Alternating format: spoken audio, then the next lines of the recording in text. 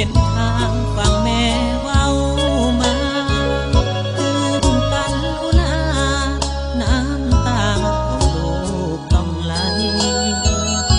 อีแม่คอยเอ้ยอย่าเลยหมดมองหรือใครยกมือสาธุขอให้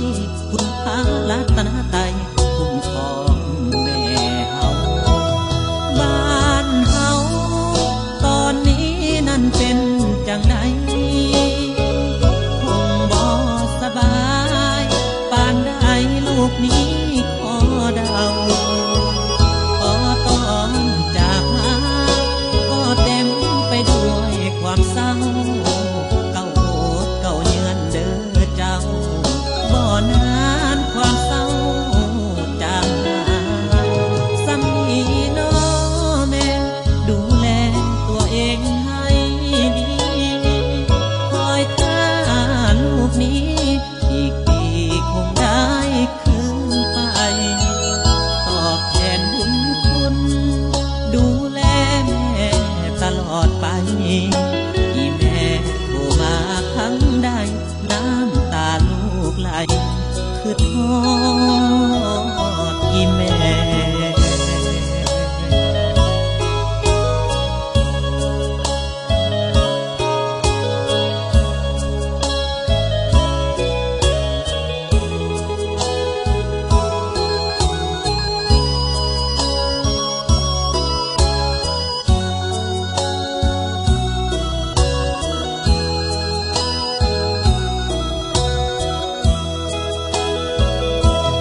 บ้านเฮาตอนนี้นั่นเป็น